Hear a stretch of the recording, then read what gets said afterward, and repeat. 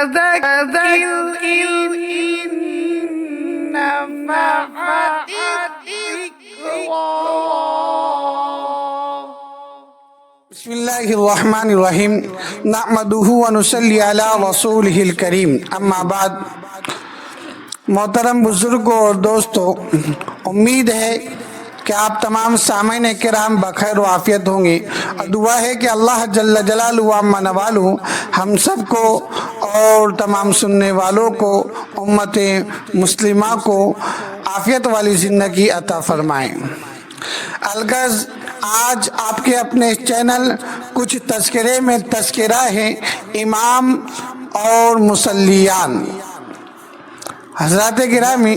اس سے قبل کہ آپ حضرات کے سامنے امام و مصلیان کا تذکرہ ہو، آپ سے پرخلوص درخواست ہے، اگر آپ ہمارے چینل پر نئے ہیں تو ہمارے چینل کو سبسکرائب، لائک، شیئر ضرور کریں.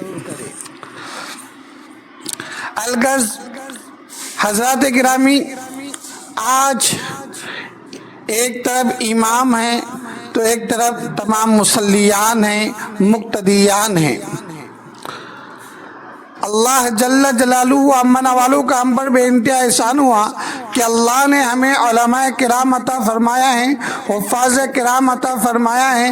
امام ہمیں عطا فرمایا ہے. ایک سے بڑھ کر ایک امام ہمیں مل رہے ہیں، لیکن آج کے مقتدیان اور مصلیان کو دوستوں اور بزرگوں اصل میں اماموں کی قدر ہی نہیں رہی. اماموں کو حلوہ سمجھ رکھا ہے، جب چاہے کھائیں گے، جب چاہے استعمال کریں گے، جب چاہے جو منہ میں آئے گا بول دیں گے. امام کی قدر اہمیت ہمارے نظروں سے بالکل ختم ہو گئی. امام کے ساتھ جو عزت کے ساتھ برتاؤ کرنا تھا، امام کا جو مقام ہے، ہمیں اس مقام اور رتبے کی عزت کرنا تھا، وہ چیزوں کو بھول گئے. حضرات گرامی، امام تو تمام کو نماز پڑھاتا ہے، نماز سکھاتا ہے، لیکن کچھ مقتدیان ایسے ہوتے ہیں، اگر سب مقتدی اچھے ہیں تو ایک مقتدی ایسا ہوتا ہے جو امام کو نماز سکھاتا، جو امام کو نماز پڑھاتا.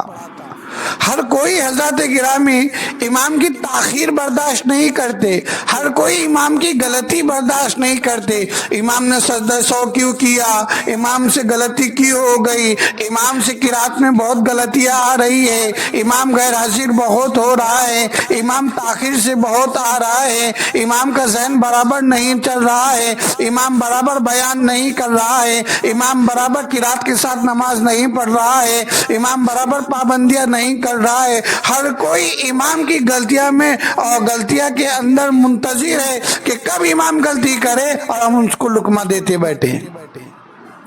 اور وہ بھی تانے کے ساتھ. حضرات گرامی، ہم ہمارے امام کی قدر کریں. تمام علاقے کے ائمہ کرام اور تمام علاقے کے علماء کرام کی ہم قدر کریں کہ علماء کرام اللہ تبارک و تعالیٰ کی طرف سے ہمارے لیے بہت بڑی دین ہے، بہت بڑی نعمت ہے. اللہ کا ہم شکر ادا کرے کہ ہمارا امام ایک حافظ قرآن ہے، ہمارا امام ایک عالم دین ہے، ہمارا ایک امام مفتی ہے، ہمارا ایک امام قاری قرآن ہے، ہمارا امام بڑا اعلیٰ ہے. ہر ایک کے اندر عزت آنا چاہیے، لیکن آج کل لوگ یہ ہے، عزت تو دور کی بات، کاڑیا کرنے میں ایک نمبر پر،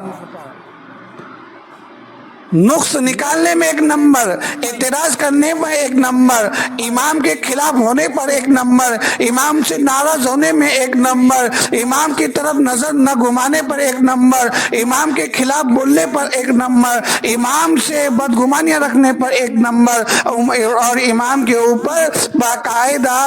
کیمرے کے جیسے اپنے آنکھیں لگا کر رکھے رہنا کہ امام کہاں جا رہا، کیا کر رہا، کس سے بات ہو رہی ہے، کس سے ملاقات ہو رہی ہے، کیوں زیادہ ہنس رہا، کیوں زیادہ گاڑی چلا رہا. یہ سب ہماری آنکھیں لگی ہوئی ہے کیمرے کی شکل میں.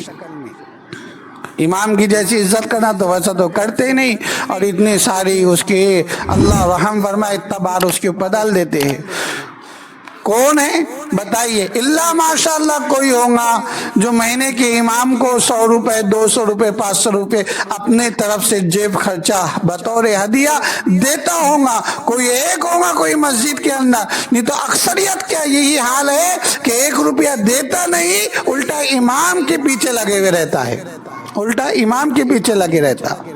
ایسا تو برا حال ہمارا ہے۔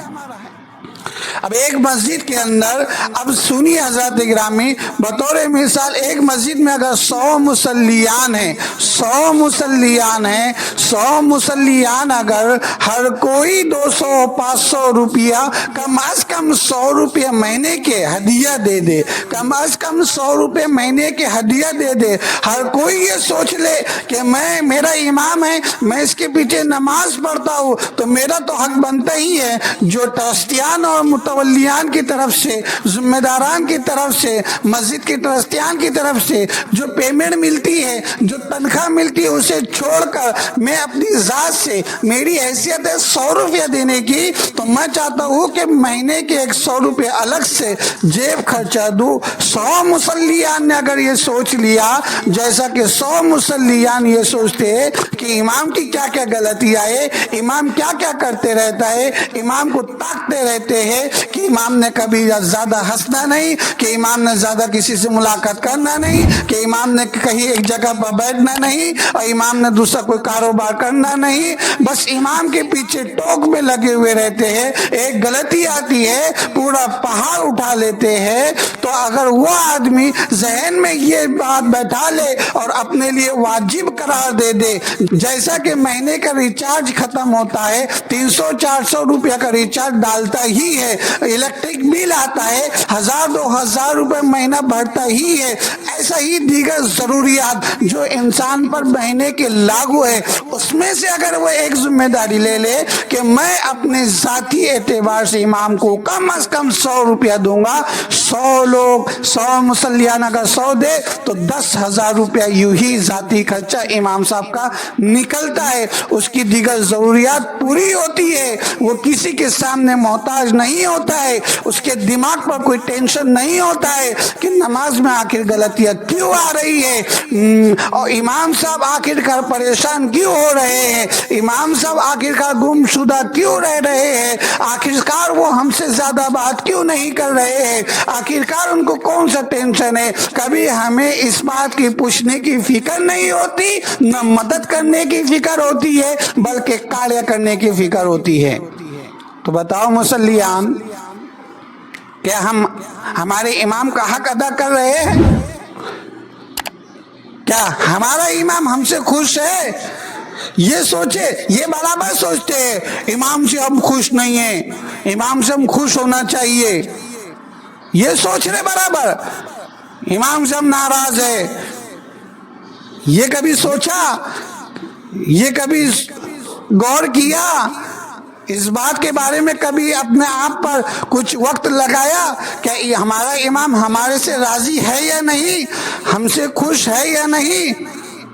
یہ تو نہیں سوچتے، بلکہ نہیں، ہم جس امام کے پیچھے نماز پڑھ رہے اسی امام کے کارا کرتے بیٹھیں گے، اسی امام کی برائیاں کرتے بیٹھیں گے، اسی امام کے عیب تلاشتے بیٹھیں گے، اسی امام پر بہتان تراشی کرتے بیٹھیں گے۔ یہ ہمارا اتنا برا حال ہے۔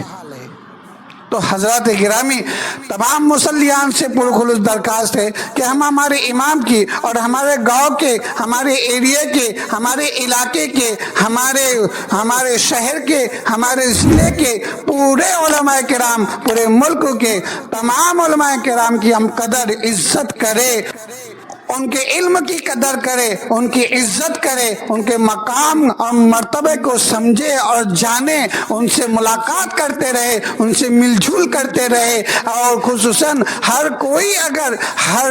اگر اپنے مسجد کا جو امام ہے اس امام کی تمام دیکھ بھالیاں کرنے لگے، اس امام کی خیر خواہی کرنے لگے، اس امام کی پریشانیوں کا کوئی حل نکالنے کی کوشش کرے، تو یقیناً کوئی امام کی نماز میں میں غلطیاں نہیں آئیں گی۔ غلطی آنے کی واحد وجہ یہ ہے کہ اس کے دماغ میں ٹینشن ہے، بچی کی طبیعت خراب ہے، بچہ بیمار ہے، بیوی کی طبیعت خراب ہے، دوا خانے میں لے جانا پڑتا ہے، یا اسکول کی فیس بھرنا پڑتا ہے، یا گھر کے اناج کی ضرورت ہے، یا میں نے کسی سے قرض حسنہ لیا تھا اسے قرض حسنہ دینا ہے۔ یہ تمام ٹینشن رہتے ہیں، اور کوئی ہے وہ سوچتا ہے، وہ دعا کرتا ہے کہ اللہ غیب سے مدد ہو جائے، لیکن حضرات گرامی ہمارے دل و دماغ میں اتنی فکر نہیں ہوتی کہ امام کی اس پریشانی کا حل ہم کچھ نکال سکے، ہم کسی کا ذریعہ بن سکے، خصوصاً ہمارے امام کا ذریعہ بن سکے۔ نہ جانے ایسی مصیبت میں جب ہم اس کی تکلیف کو دور کر دے اور